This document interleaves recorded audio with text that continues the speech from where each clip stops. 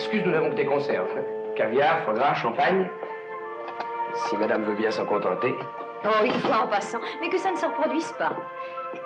Dites-moi, maître d'hôtel, est-ce que nous arriverons à l'heure? Oh, je ne sais pas, madame. Nous avons un très gros retard. Exactement 20 ans de retard. C'est curieux. Je n'éprouve aucune impression de danger. Je croyais que dans un train, on avait toujours un peu le trac. À la vitesse à laquelle nous allons, vous ne courez pas un bien grand risque. Il me semblait au contraire que nous allions à toute vitesse. Je bois à votre premier voyage.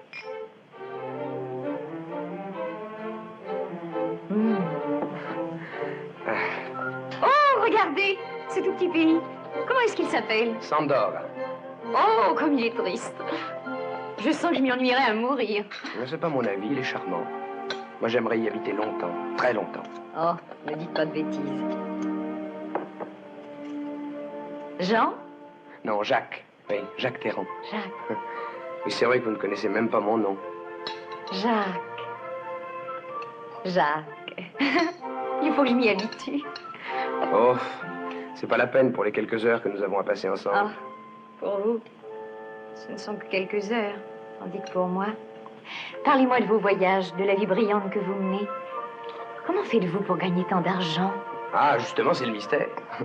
J'en gagne jamais autant que j'en dépense. Et puis pourquoi se faire du souci? La vie est courte, les choses vont vite. Tenez, il y a 2 jours, j'étais dans les Balkans. Oui, figurez-vous qu'un monsieur devait tuer un autre monsieur. Puis finalement, il ne l'a pas tué. Alors, qu'est-ce que vous voulez que je raconte à mes lecteurs, moi? Hein? Ah, heureusement qu'il y a eu l'avalanche, l'arrêt du train. Et puis vous? Comment? Vous allez parler de moi dans votre journal? Non. Vous, je vous garde pour moi tout seul. Ah, au fait, qu'est-ce que vous avez voulu dire tout à l'heure? Oui, quand vous avez dit, pour vous, ce ne sont que quelques heures, tandis que pour moi... Eh bien, dans ce pays perdu, les gens ont une vie idiote, sans aucun intérêt.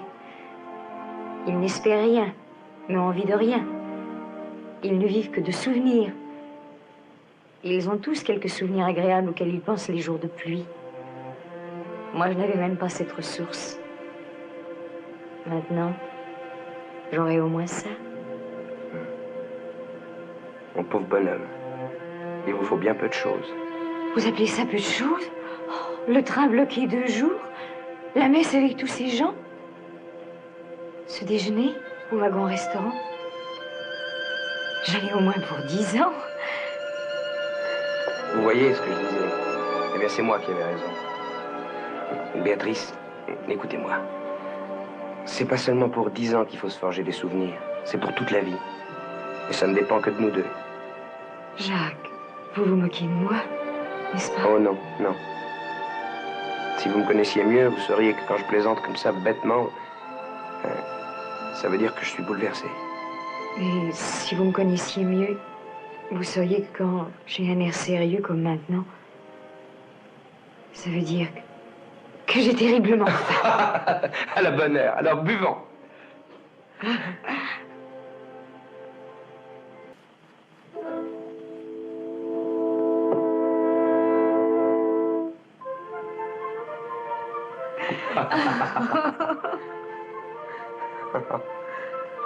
Oh, Jacques, j'ai la tête qui tourne. Mais c'est normal, c'est le mouvement du train. Ça fait toujours ça. Oh, c'est bête. Venez. Nous allons faire un petit tour, ça va passer tout seul.